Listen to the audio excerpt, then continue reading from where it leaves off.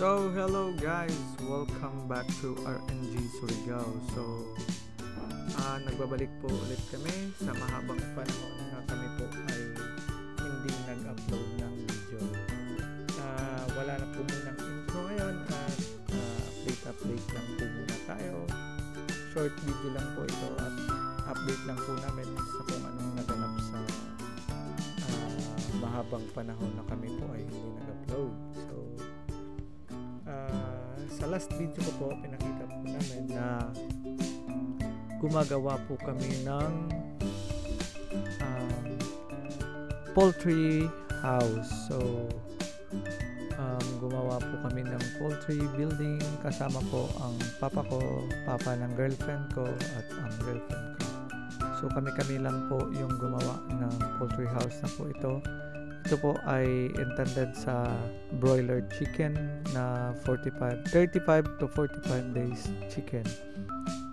So before po ako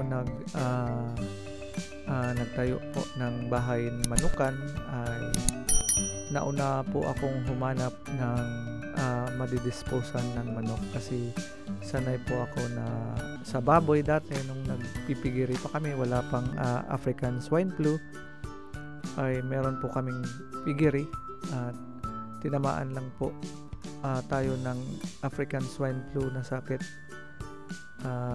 na medyo nahirapan kaming mag-dispose ng mga alaga naming baboy. So ngayon dahil wala pa naman pong new viruses or mga kontra ng mga manok, avian, ganon, meron naman pong available na vaccine.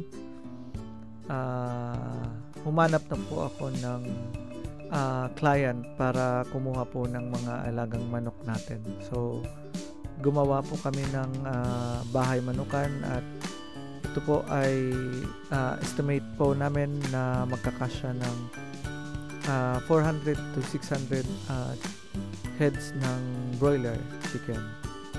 So yung Rhode Island po natin ay nasa ibang lugar doon sa bahay ng aming ama, father ng girlfriend ko. So doon po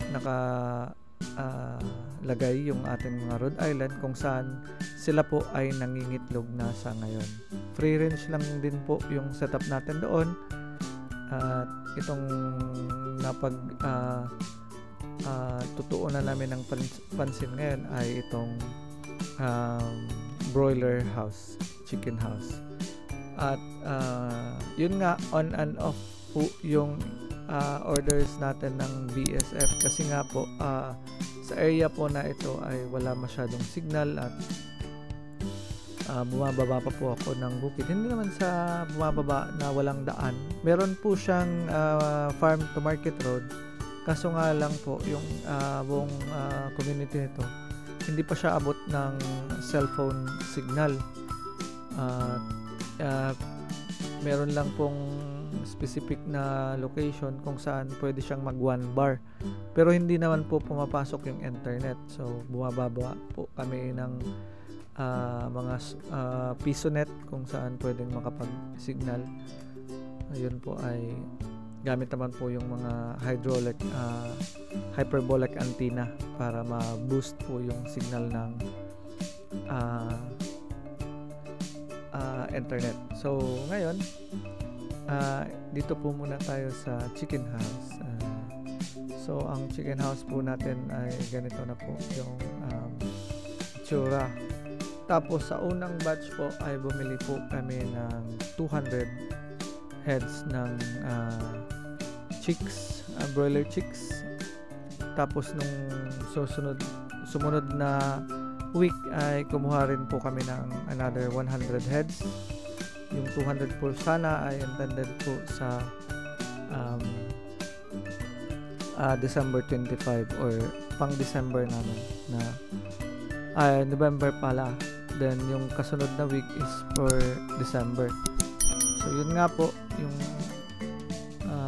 medyo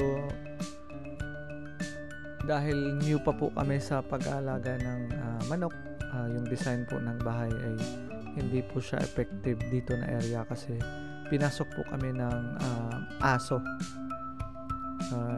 Pinaglaruan po yung mga chicken po namin. So sila po ay 1 day before the harvest ay namatay dahil pinaglaruan po sila ng aso. At medyo malaki po yung damage namin doon. So hindi pa rin po kami tumigil at pinagpatuloy po rin po namin yung mga remaining na nakabrooding na another 100 heads, another 200 bali sa kung susumahin lahat ng susunod na batch. So sa mga panahon po na napaglaruan po ng aso yung mga chicken namin ay nagtototal na po iyon ng 200 heads ng broiler chicks. So unang batch po is 200, pangatlong batch po is 100, ang pangatlo po ay 100 po ulit.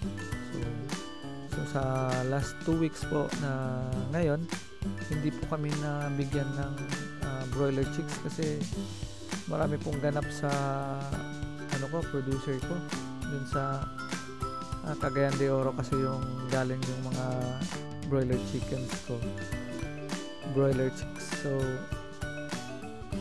hindi po sila nakapag deliver ng mga orders po natin.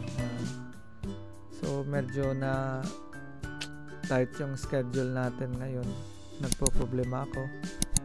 Hindi ko mahabol-habol kasi dapat every month nakapagpasok po tayo ng 4 na batches ng manok para po sustainable po yung gamit natin ng efficient po yung gamit natin ng kuryente kasi sa brooding po yun. Tapos sa mga lights dapat na nagagamit natin na ma-maximize natin yung mga space kasi pag turn on tayo ng light, dami namang area yung makakover, pwede na maglagay ng sabay ng mga chickens. Pero sa ngayon po medyo malaki po yung expenses namin kaysa sa kita kasi nga po wala pong laman. Failure ko po nahanapan ng another producer po ng broiler chick. So yun po yung mga ganap sa mga buhay po namin at update lang po ito. Okay, so abangan po yung next video pagdating po namin ulit dito sa city. Happy farming po everyone, kahit meron po tayong hindi magandang nangyari, happy lang po. Huwag po tayong tumigil at sana ipagpalain po kayong lahat. Thank you.